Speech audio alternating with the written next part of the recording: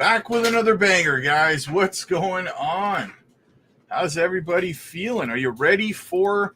Are you ready to scoop some lows? Are you ready to deploy some dry powder? Let me know, guys. Let me know. I am definitely ready. Let's see what's going on in the chat. William, what's up, buddy? What's up, everybody? Not our portfolios. You know what's up? Our opportunity to dollar cost average and bring our costs down. See what I did there? See what I did there? Sun is hot. What's up, buddy? Matari, what's up, brother? Good to see you, man. Good to see you. Guys, as always, please make sure you hit the like and subscribe to the channel. It helps the channel grow. It costs you absolutely nothing. So bring some good karma into your life, but do something nice for somebody else that costs you nothing. That'd be absolutely amazing. Jesse, what's up, man? What's up, Rob Father? Just hanging in there, hodling on the sidelines. That's all you can do sometimes, man. Sometimes the best investors in the world spend extended periods of time doing absolutely nothing, right? Always keep that in mind, guys. Whenever you're sitting there and you don't have dry powder, you're not buying, you're not selling, always keep in the back of your mind that quote from Rob: some of the best traders and investors in the world spend extended periods of time doing absolutely nothing, just hodling their bags, right?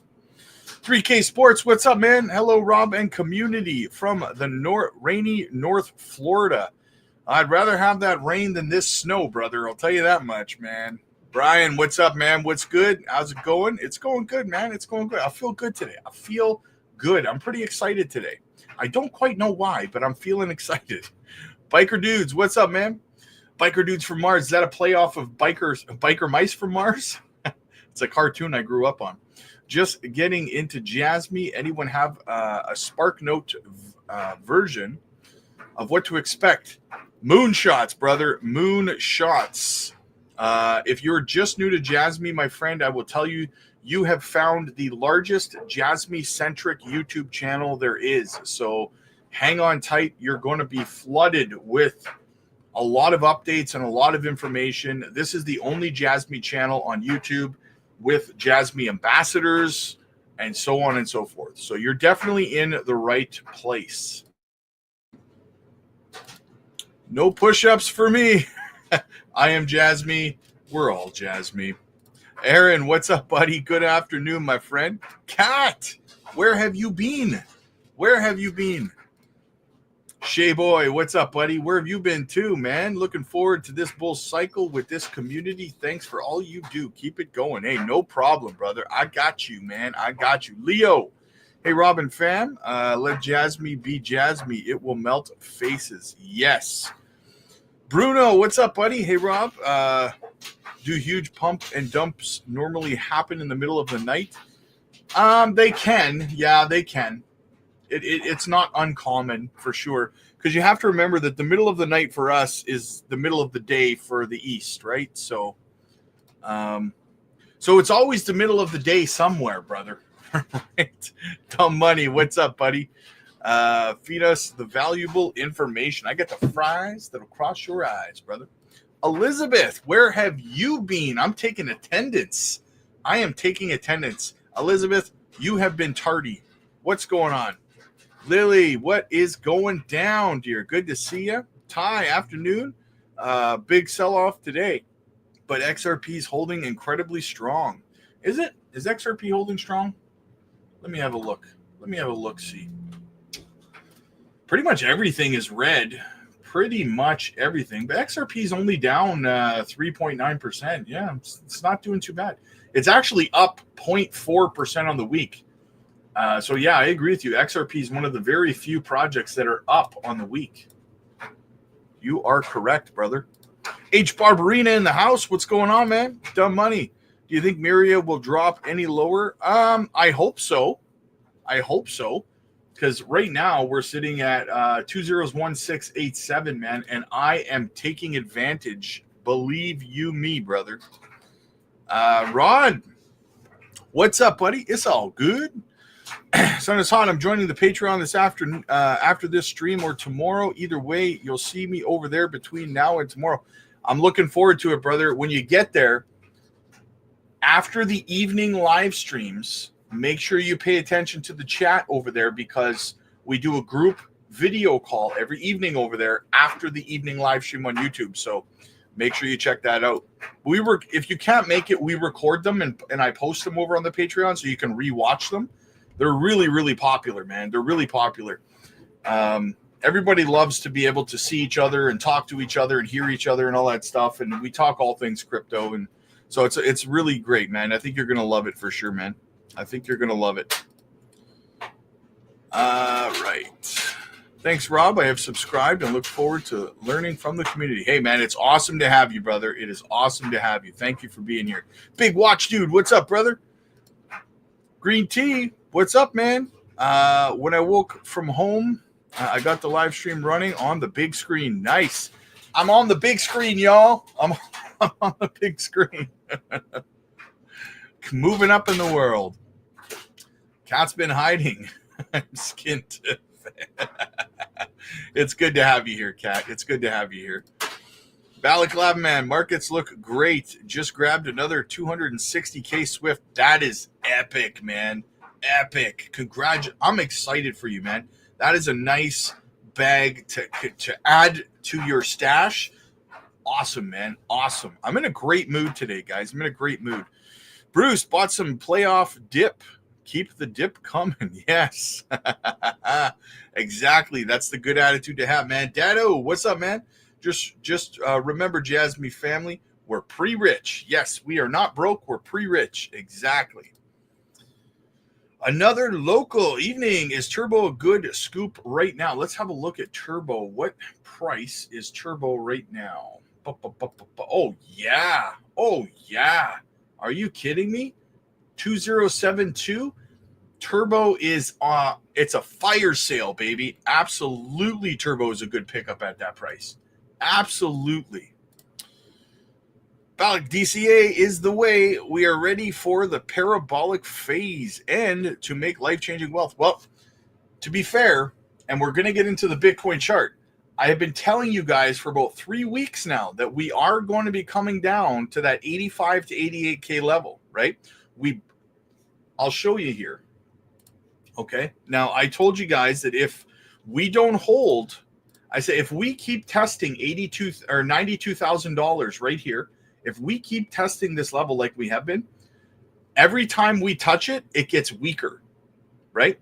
And the reason for that, guys, is if you're newer to crypto, resistance and support levels are essentially created by sell orders and buy orders, right?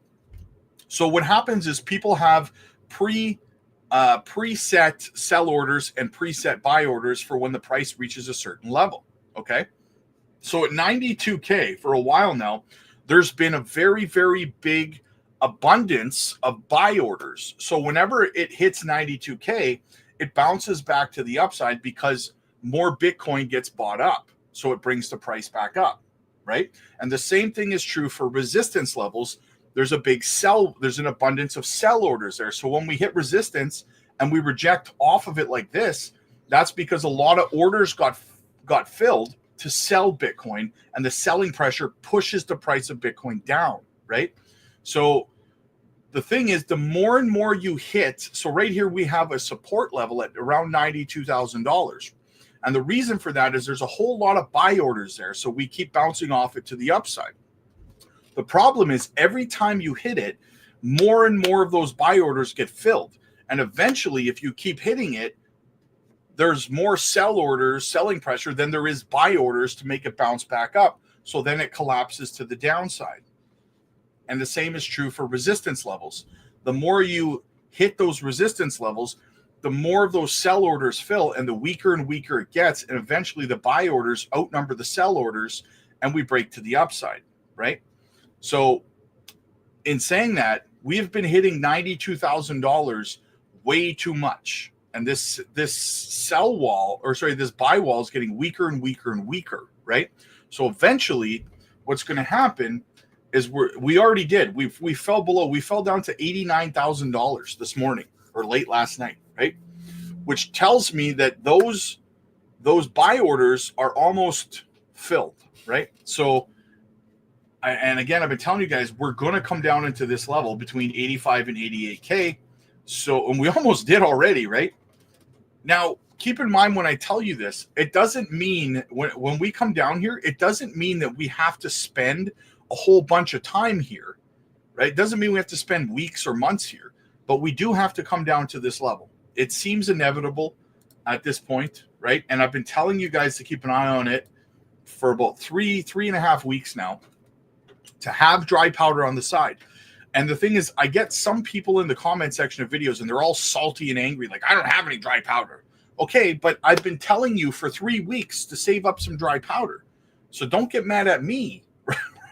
I've been trying to give you the opportunity. You know, so we are going to come down here, in my opinion. And I personally am going to take advantage when it comes to the altcoins. And I'm going to accumulate as much as I possibly can, because I don't think it's going to be long that we're down here. Keep in mind, we have Trump's inauguration in a week from today, I think, something like that. So keep that in mind, guys, right? That is when I think we're going to start to see the market really start to turn around. So let's get this sweep of the lows in. Let's flush out the weak hands. And the reason for that is that the market is still in greed as well. We got to get it down into fear, right? On the fear and greed index. And then boom, we'll move to the upside, right? That's what I also think that when we come down to this level here, guys, when we come down into here, there is a CME gap, right? I've showed you guys the gap before, but there's a CME gap, right? Hang on. Right here, okay? There's a CME gap right here, which needs to be filled, right? Now, what's going to happen, and some of you remember me telling you this, is we're going to come down to this level here. And then what's going to happen is a lot of people are going to be convinced that we're going to go down to fill the CME gap. So this here is going to get absolutely overrun with short positions. It's already, look at this here. Look at all of these shorts here, guys, right? Now, if Bitcoin did a fake out right now, it would be absolutely devastating. If Bitcoin faked out and ran up to $96,000 real quick, even just on a dead cat bounce, it would liquidate $856 million worth of shorts, right? So, you know, I think what's going to happen, this is going to get even bigger, even more accumulated shorts if Bitcoin comes down to 85 to 88K into this range, because everyone's going to be convinced that we're coming down further into here, but we're not going to. I think what we're going to do, we're going to see a bunch of shorts be built up right here, a bunch of leverage positions, and then Bitcoin's going to go boop, and it's going to liquidate all of those shorts. I've been telling you guys that that's the plan. That's the obvious plan to anyone who has experience, right? It's painfully obvious that that's the trap that's going to happen. It's a bear trap, right? So we're going to sweep those lows. That's kind of what's going to happen, in my opinion. Let me know what you guys think about that. Jamie, hey, Rob, what are your thoughts on Velo? I'm bullish on Velo, man. I am bullish on Velo. If you want, guys, if you want deeper dives, if you want me to do TA on your altcoins, you got to participate in the tab at the top. It says goals, and that's where you put your altcoin requests. John, hey, Rob, how are you? I'm good, brother. I'm good. How you doing, man? How you doing, brother? Tiger, do you think we are in the bear trap phase? We're getting close. The bear trap phase is going to be down here. When we get to 85 to 88K, that's when, like I said, that's when a lot of the shorts are going to come in, and they're going to think we're coming down here, but we're not going to. I think that's the trap. I think that is the trap that's going to spring, and then we'll move to the upside. Fear and Greed Index dropped from 62 to 47. Very nice. Did it? Let me have a look. I haven't looked at it yet today. I have not looked at the Fear and Greed Index yet today. So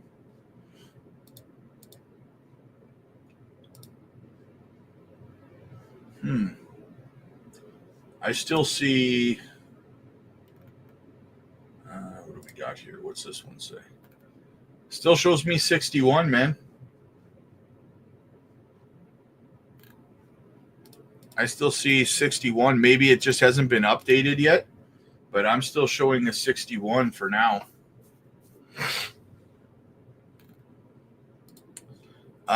Big watch dude, yo biker dude, glad you tapped in, bro. Nice. Nathan watching over on X. Good afternoon from North Boston. Boston in the house. Nice, my man. The town with all the winning sports teams. Holy crap. Nice profits. Nice profile pic at Dado. What do we got? Rod, happy Monday. Just scooped some turbo. Nice. Good pickup, man. Good pickup, brother. Beebs, what's up, buddy? Good to see you, man. Big Kev's in the house. What's up, man? Pack those bags, baby. Wall Street Pepe raised over 47 million on presale. Nice. That one's gonna run. Hey, bruv. Do you think if the gap doesn't get filled, we shoot up and would come to fill in that next bear market? Yeah, I think that CME gap will get filled as we work our way back towards the next bear market. Yes, that's kind of what I see happening. Those things, that's the thing that people that talk about the CME gaps, they don't tell you, right? They always say, oh, this gap has to fill, this gap. First of all, there's a couple CME gaps in Bitcoin's history that never filled, right? First of all. So it's never 100%. Second of all, there's no timeline on when a CME gap has to be filled. Just because there's one right now doesn't mean it has to be filled right now. It could be filled a year from now when we're on our way back down to a bear market, right? So always keep that in mind. A CME gap is not a doom and gloom thing. So, the money, where's all the likes? Yes, I agree. Where is all the likes, guys? Beebs, we've seen this movie before. Another rerun. Absolutely. C market is showing 47. Yeah, this probably just hasn't been updated yet then. It says it doesn't get updated for 4 hours and 21 minutes. So I'm sure it will update down there. So, yeah. All right. What else do we have? So I showed you that. CoinMarketCap Fear and Greed Index is different than Binance. Yeah. Which is weird because doesn't Binance own CoinMarketCap? That's kind of weird. Top 5 question, guys. I just created my first token. Looking for the best way to get it noticed. Do you think promoting my white paper is the way to go? And where to be trendy spot to go? Honestly, man, I have no idea. I've literally never created a token, and I never will. Because I have a channel, I'll never create a token. So I have no idea, man. I don't know where it would be. Maybe on, I think maybe on Telegram would be a good place, or Discord, right? I think that's probably where I would personally start. Beebs. Rob, I'm hearing a lot of chit-chat rumors about Binance listing KASPA. Just a matter of time. Hey, 100%, man. It's coming. It's coming. They're going to pick their moment, though, man. They're going to pick their spot. You know what I'm saying? So, all right. So, what do we have?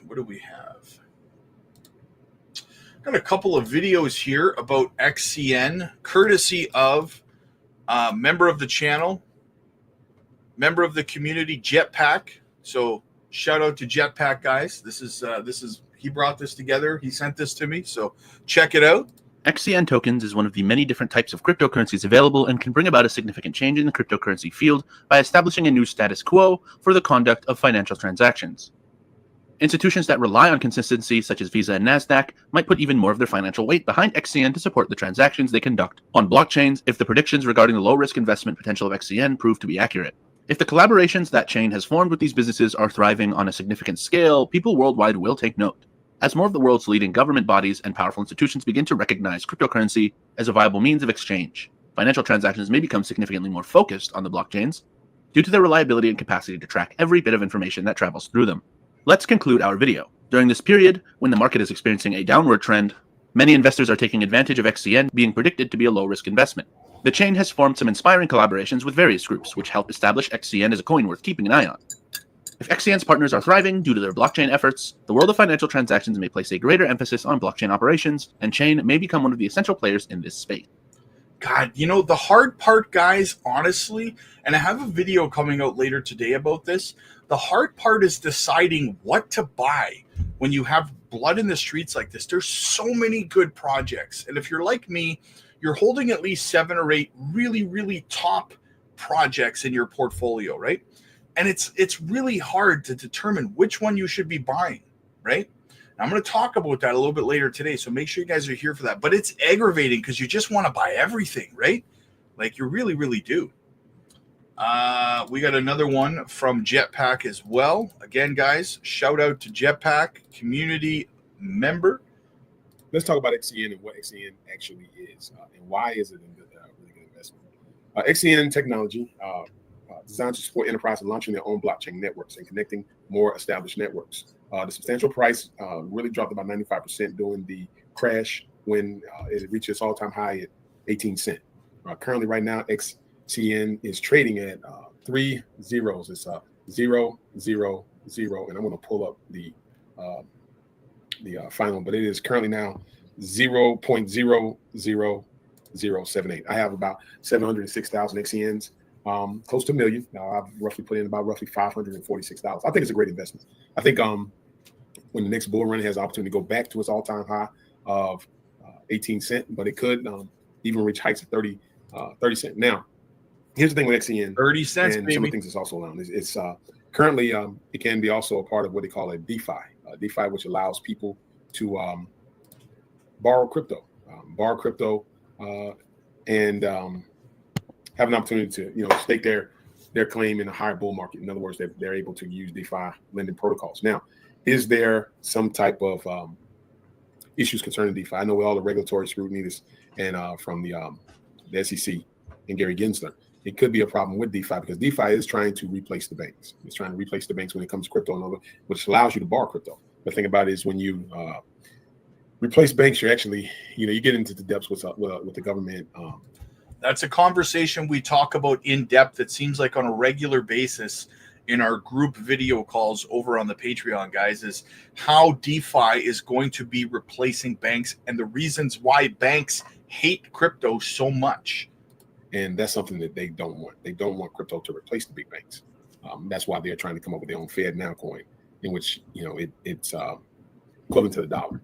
But the thing about XCN, I think in the next bull run, XCN has the capabilities of returning back to its all-time high at 18 cents. Just like any other cryptocurrencies, though, it is a risky investment. It does have some higher probabilities of going up, down because of the good case, well-designed tokenomics, and active community with solid teams behind it. XCN was known as, which is known now as Honest Coin, was also formerly known as Chain. And I'm going to pull up some more information on XCN. I had one of my current people ask me, can XCN crypto reach $1? A dollar is a stretch, right? $1 would be really, really hard. But in saying that, I mean, 10 cents, 50, all-time high, 18 cents, definitely in the cards, guys. Definitely in the cards. Speaking of XCN, a little bit of an update on the ambassador program. The final XCN ambassador slot will be given to Crypto Trader 55, who came in second in the last month's Zeely campaign, as we've not been contacted by the top Zeely participant. This means that all ambassador slots are once again full. Now, as you guys recall, Wes was one of the ambassadors. He resigned as an ambassador because he was just too busy. He's just too busy. Speaking of which, I'm going to reach out to Wes today, see when we can get him back on the channel, have another conversation about XCN. We miss him. I know you guys miss Wes. I miss Wes. We got to get him back on the channel. We love Wes here, so absolutely. Here is the weekly update, guys, from... Now, this is 2 AIs. Now, this is from Swift, guys. They've created AIs who interact with each other to give you the news, the weekly updates on crypto, guys. So check this out. This is 2 AIs communicating about the weekly news. Check it out, guys. I like to play these once in a while. They come up every Sunday, so check it out. Welcome back, everybody, for another deep dive. This time, we're going deep into crypto and decentralized tech. Ooh, sounds exciting. It is. We've got a ton of fascinating stories and reports that you listeners sent in. It's going to be a wild ride, I think. Buckle up. Yeah, because we're not just looking at what happened, but what it all means. Right. Like, what could this mean for the future of, I don't know, everything? Finance, tech, the whole world, maybe. Absolutely. Yeah. I mean, right off the bat, we've got governments wrestling with how to deal with all of this. Yeah, that's been a constant theme, hasn't it? This push and pull between governments trying to control things and the whole decentralized nature of crypto pushing back. Exactly. Like that story from Singapore. They just blocked Polymarket, called it an illegal gambling site. Seems pretty extreme. It does. But then you've got Russia taking almost the opposite approach. Right, with their new regulations. Yeah, they're requiring registration for big digital asset transactions and foreign trade, almost like they're trying to bring crypto into their system instead of shutting it out. So two very different strategies. What do you think? Which one's more likely to work? And what does this mean for crypto going forward if more countries try to crack down? Honestly, it's tough to say. I mean, can you really regulate something that's designed to be decentralized? It's a fundamental question, and the impact on adoption could be huge. Yeah, you can see a hardline approach like Singapore's stifling innovation and driving development to other places that are more crypto friendly. Absolutely. But on the other hand, a more measured approach like Russia's, even if it is about control, might actually end up giving crypto more legitimacy. And it could lead to wider acceptance. It's fascinating to watch it all play out. And speaking of big forces at play, what about the US dollar? We got that report from Tianfeng Securities arguing that AI and crypto are basically plan A and plan B to keep the dollar on top. Plan A and Plan B, huh? Interesting. Yeah, they're saying AI could give the US a big innovation boost, and that would help keep the dollar strong. But if that doesn't work, they think crypto, especially Bitcoin, could act as a hedge if the dollar starts to weaken. I see. So double down on tech or embrace the alternative.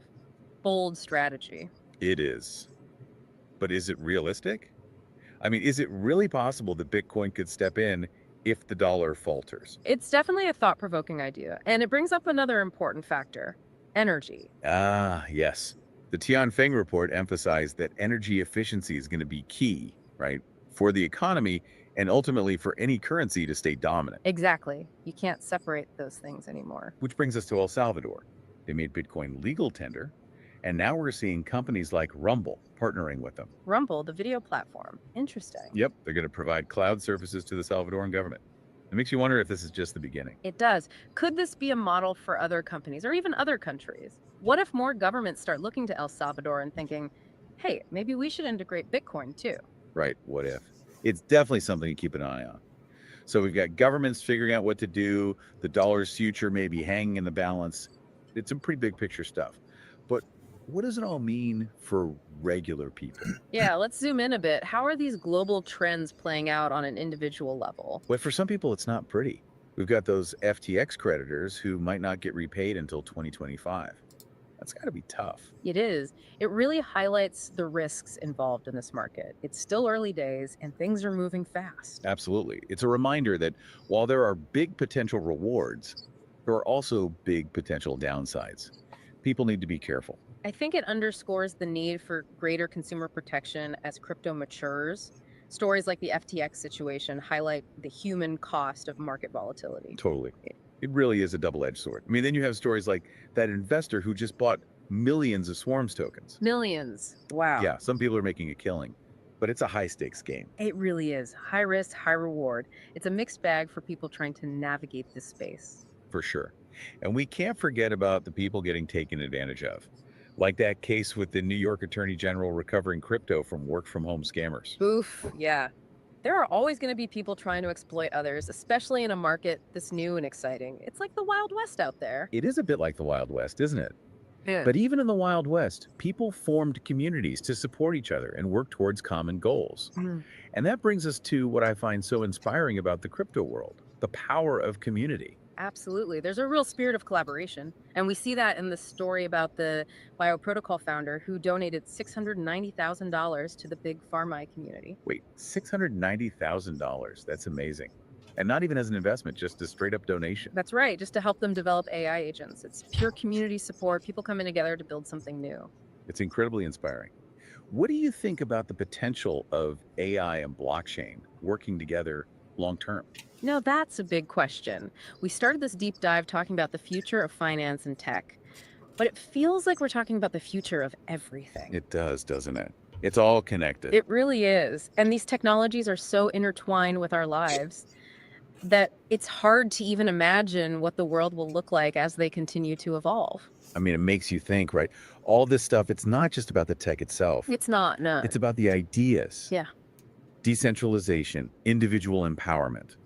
But then you see these FTX creditors maybe waiting till 2025 to get their money back. Yeah, tough situation. It makes you wonder, how do you balance that individual responsibility with the fact that this is still a new market? It's volatile. It is a tough question. Yeah, And there are no easy answers, unfortunately. right. I think better education would help, more resources for people getting into crypto. Absolutely. Got to help people understand the risks, you know? You need that so Yeah, people yeah. can make good decisions. Right, informed decisions. And maybe regulators could help too. Yeah, create a safer environment, more transparency. Exactly. But then on the flip side, you've got that investor who just bought millions of Swarms tokens. Right, millions. Some people are making a fortune. It's crazy. It really highlights that contrast. It does. It's like that boomer bust thing, classic. Mhm. That volatility, it's exciting, but it's also scary. It's both, yeah. And I think it's important to remember, for every big success story, there are a lot of people who have lost money. Oh, yeah. Or got scammed. Yeah, exactly. Like that case with the New York Attorney General, recovering crypto from those work from home scams. Oof, it's a reminder to be careful out there. It is. Do your research if it sounds too good to be true. It probably is. Probably is, yep. So, how do we navigate this as individuals? hmm How do we sort the good from the bad? Well, I think healthy skepticism is a good place to start. Okay, yeah. Don't just follow the crowd, you know? Don't believe everything you read online. Right. Think for yourself. Yeah, take some time to learn about the tech, about the risks. And that's where shows like this come in, I guess. That's not the idea, right? Yeah. Trying to give people information. Yeah, so they can make informed choices. Knowledge is power, especially with all this new stuff. Okay, so education's key. Yeah. What else? What else can people do? Start small, I'd say, Okay. and diversify. Don't put all your eggs in one basket Good advice. because this tech, it's still early days. It is. There will be ups and downs, That's Lily. but the potential is huge. Yeah, the long-term potential. That's what we got to keep in mind. Exactly. Speaking of which, that story about Eliza OS, really interesting. Oh yeah, Eliza They West. keep integrating new networks. It's like, It's impressive. it seems important, that idea of interoperability. It is. It is. For people who don't know, interoperability, it's basically about different blockchains being able to talk to each other. Right, to work together. Yeah, like a universal language for the decentralized world. I like that, a universal language. Because right now, a lot of blockchains, they're like separate islands. Yeah, But as this interoperability increases, you'll start to see more connections, more collaboration. so it's like building bridges between those islands. Exactly. Which opens up all kinds of possibilities. I mean, think about what developers could do, Oh, yeah, building applications that work across multiple blockchains. That could change everything. it could. Finance, supply chains, healthcare, even. And it brings us back to AI and blockchain. Oh, right. We talked about that earlier. We did, but it's worth exploring more. It is. What do you see as the most promising applications combining these two technologies? That's a good one. Well, one that comes to mind is decentralized AI. Decentralized AI or DAI. Right, DAI. So that's where the AI algorithms, they're developed and run on blockchain networks. Right. So they can operate on their own securely without any centralized control. Exactly. That's fascinating, but I gotta admit, it's a little scary too. It can be, yeah. Combining the power of AI with the whole decentralized thing, it's like, what could happen? Could we lose control? It's a valid concern for sure. Yeah, We need to be careful. definitely. But I think the potential benefits are worth it. Okay. Imagine AI algorithms collaborating, learning from each other Wow. without any limits. No corporate boundaries, no national It boundaries. sounds like science fiction. It does a Well- bit, but it's closer than you think. And that's just one example. AI and blockchain, that convergence, it could really change the world, So to recap, we've talked about education, right? diversification, Yeah. long-term perspective. Important. We've looked at interoperability Mm-hmm. and this whole idea of decentralized AI. The future. It's a lot to take in. It is, but it's pretty exciting, isn't it? It is. It really is. It feels like we're living through something really big. We are. Yeah. These technologies, They can change everything. The way we live, the way we work. It's up to us, really, to shape that future. Well said. And that's the perfect segue into our next segment. We're going to look at some specific examples of how these technologies are being used right now. Real-world solutions, empowering communities, Can't wait. decentralized AI. It's a lot to wrap your head around. It is. And you know, it's funny, throughout this whole deep dive, we've seen this kind of back and forth. Oh, how so? Well, like on one side, there's this caution.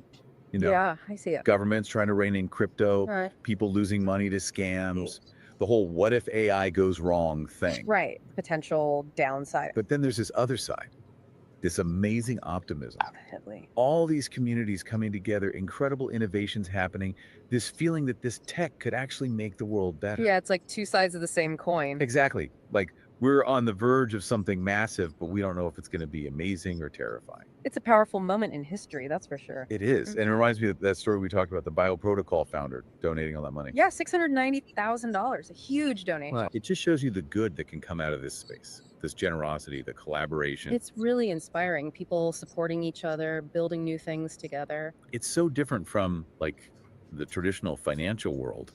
It makes you wonder if this model, this decentralized way of doing things, could work in other areas too. Interesting question. Like, what if this is just the start of a whole new way of working together, solving problems together? Now that would be something. It would. Well, we've covered a lot of ground today. Regulations.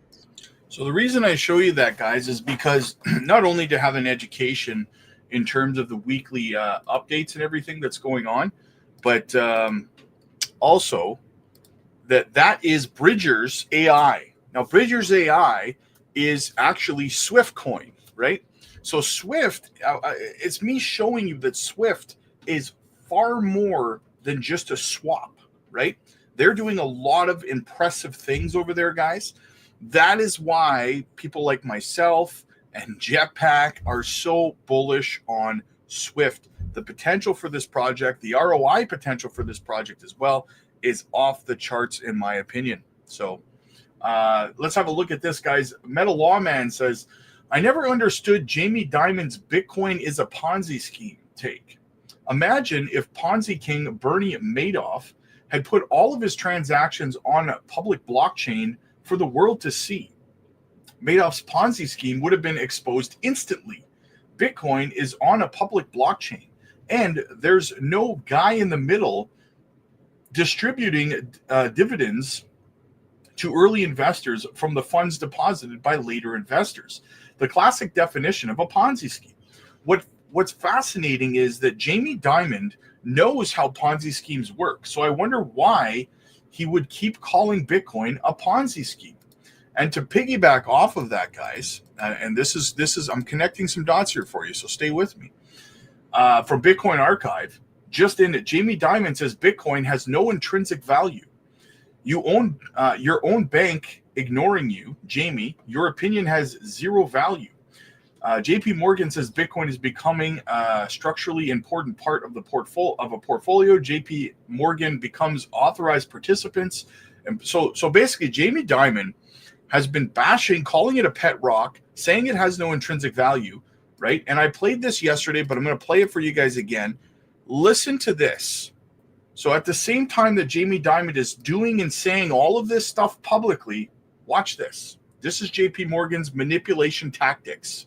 On September 12th, Jamie Dimon says Bitcoin is a fraud. He says he'll fire any one of his traders buying Bitcoin. Bitcoin drops 24%. When Jamie Dimon speaks, people listen. People listen. So he said that, and Bitcoin's price dropped 24% because Jamie Dimon said that. Watch this. So that weekend, we found out that the largest buyer of a Bitcoin fund that's in Europe that buys physical Bitcoin, right? The largest buyer was Morgan Stanley and JP Morgan. So this guy went on national television, said that he would fire any of his traders who traded in Bitcoin. He said it was a pet rock and a Ponzi scheme. The price of Bitcoin, because he did that, dropped 24%. That weekend, JP Morgan was the second biggest purchaser of Bitcoin. What does that tell you? And that's not illegal. He says it's a fraud. Says it's by anyone that buys it. Yes. And at the same time, his company is buying it. His company is buying it. So it's just, I mean, so unethical. And so that is how manipulation of the average retail investor is conducted. You guys, some people say it's a conspiracy. Look how it just plays out. They do this, guys. This is how they manipulate the average retail investor so that they can scoop up as much as they can. He crashed Bitcoin's price by 24% and then bought a whole bunch of it. That should be illegal, but it's not. What he did is unfortunately not illegal. So what are you going to do, right? What else do we have? Okay, we'll close that. We'll close that. All right. So just in 11.5 trillion, BlackRock launches its Bitcoin ETF in Canada. So yes, BlackRock just launched a new spot Bitcoin ETF right here in Canada. Another one hits the markets, guys. And while all of this red is happening in the streets, public companies, Semler Scientific, bought another 237 Bitcoin worth $23.3 million. So it's getting scooped up, guys. You miss Wes, I miss Wes, we all miss Wes. Come on back, Wes. Yeah. Beebs, I grabbed some more Miria this morning. Nice. That's a win, brother. That's a win. Magic Powers in the house. What's going on, my friend? There is no physical Bitcoin. Okay. Lock Jamie Dimon up. Yeah.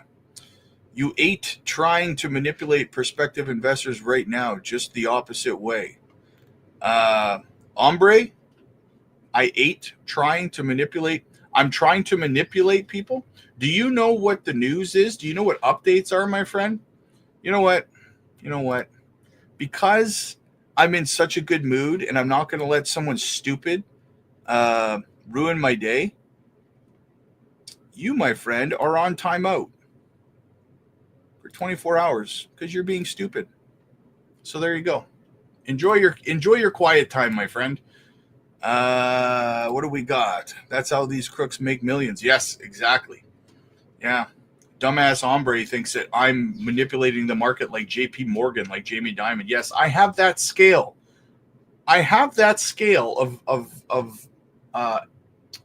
impression on the market.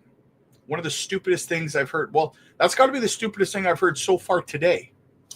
The day's still early, though, right? So, what else do we have? We got Mark Zuckerberg takes a shot at Apple.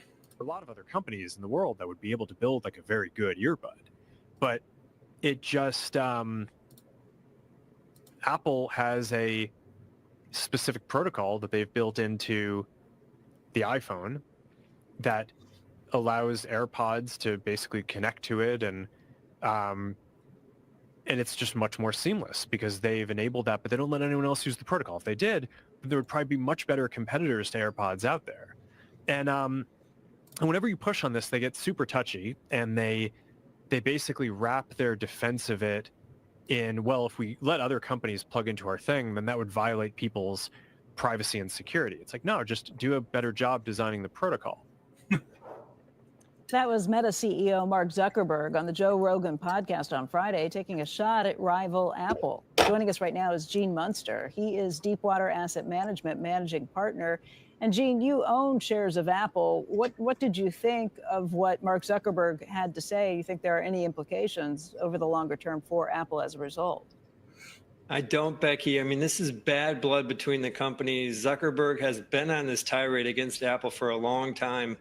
Of course, he doesn't like what they're doing with their app store, given it basically blocks them out. It makes it very difficult for Meta to essentially get any sort of edge in terms of having a direct connection with their customer. And so I think that has been really the essence of what has pushed this as far as it has. So I think this is bad blood. And I think that they've tried to make some peace, but it just hasn't come to fruition.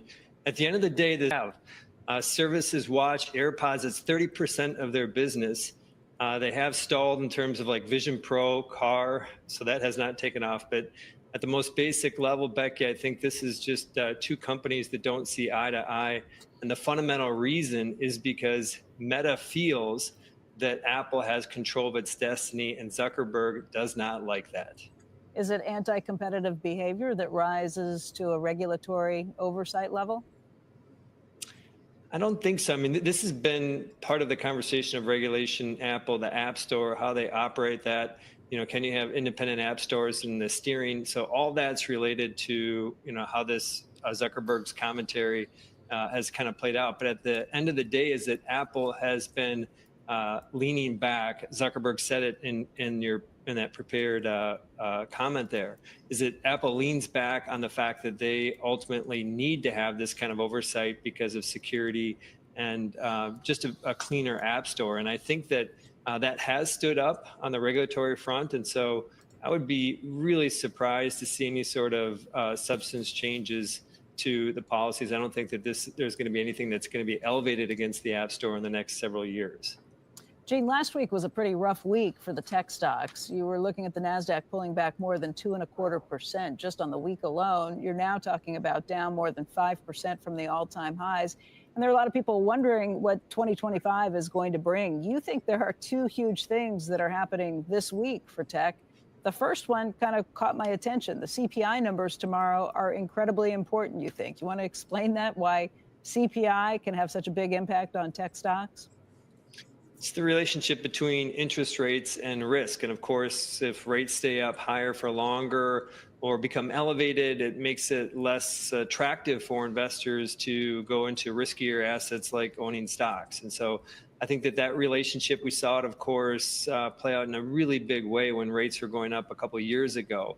But this still kind of plays and nags at investors, what's going on with interest rates. And I think the reason why the CPI number has maybe an outsized impact this week versus maybe 6 months ago is that the market is higher. And I think that investors, tech investors, are looking for that reason to sell. And this could be a hot CPI number, could be a near-term catalyst around that. So I think that this is going to be a messy week.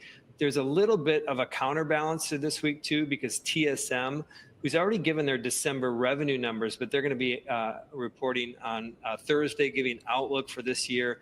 Of course, they're critical in terms of building a lot of these advanced nodes for AI chips. And so I think the AI trade might get a little bit of some reassurance with that TSM commentary. But overall, this is going to be a messy week. And of course, all eyes are going to turn to what big tech is going to say next week. The big issue, you think, is AI is going to be something that continues in reality, not a hype machine, at least for the rest of this year and probably the year after that as well.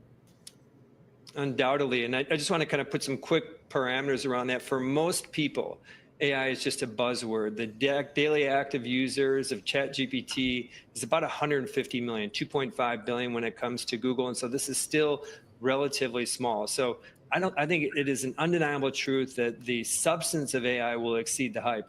There is a question about how to invest in that. Will the Mag 7 continue to lead the way? What we have seen over the past at least a couple of weeks here is that some of these smaller companies, if you measure it by the Loop, L-O-U-P, Frontier Tech, these Frontier Tech companies, that's up 2.5% this year. So these are some of the smaller type of AI companies. So Becky, I feel very confident that this AI, we still have a couple great years left. It will end in a spectacular bubble. I do think we're going to see better performance on the margin with some of these smaller companies in 25. All right. So now I know that Jetpack and a few other people think I'm hard on Tether. So let's talk about Tether a little bit here. Lily, to the quiet places, homeboy. Yes, we shall not entertain stupidity on this day. Tiger, we got to follow the market maker. Yes. Ty, will Jasmy hit 20 cents? I think so. I'm fairly certain. Don't follow the big crowd. When it pumps, we sell. With dumps, we buy. Yes. Tether to establish a headquarters in El Salvador. The entire Tether group will relocate its operations to Bitcoin-friendly El Salvador after securing regulatory licenses. Tether and its subsidiaries plan to establish a global headquarters in El Salvador, the first country to adopt Bitcoin as legal tender. Quote, the decision is a natural progression, Tether CEO Paulo Ardinho said in a press statement, as the stablecoin giant recently obtained a digital asset service provider license in El Salvador via Bitfinex derivatives.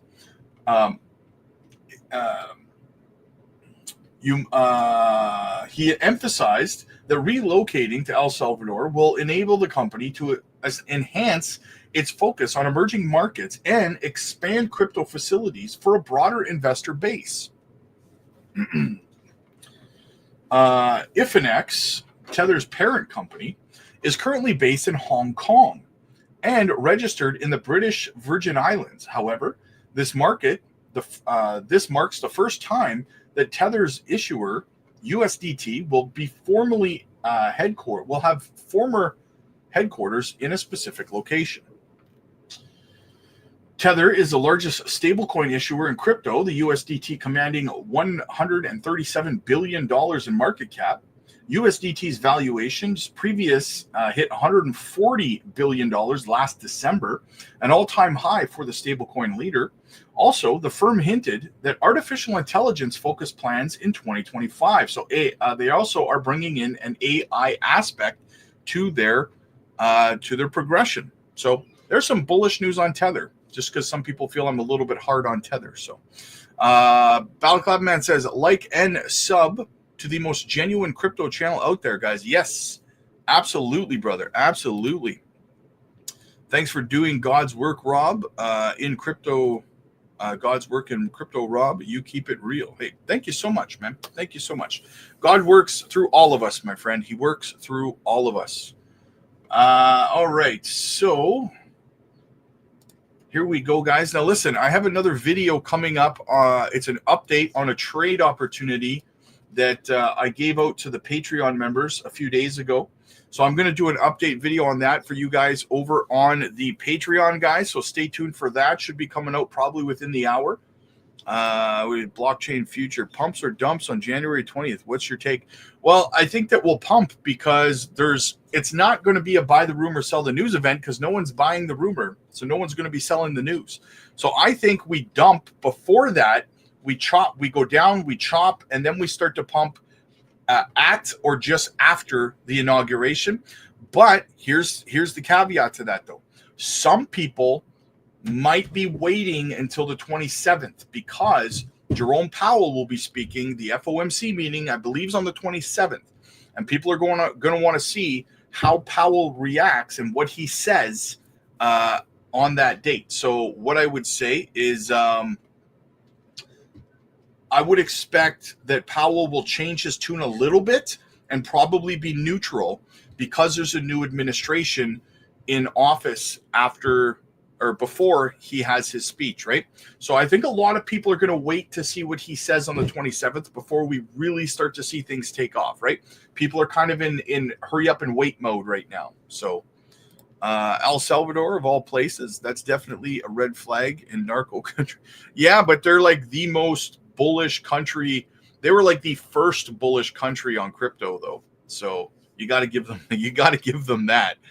And they are also are mining Bitcoin using clean energy from the volcanoes, right? So there's that as well over in El Salvador. So, but for now, guys, listen, that is the stream, that is the news, that is the chat.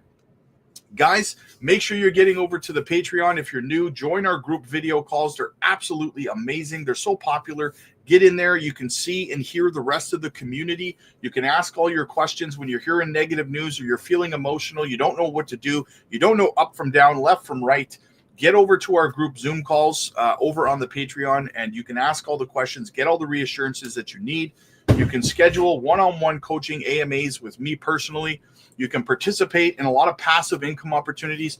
Right now, as soon as I'm done this live stream, I will be doing a video and uploading it over on the Patreon for a phenomenal trading opportunity, guys. So definitely get over there. You don't want to miss that. The link is in the chat. It's in the pinned comments. It's in the description. Click like if you like this video. Click subscribe if you really liked it. I'll see you guys tonight at 8 p.m. Central for the evening live stream. Peace.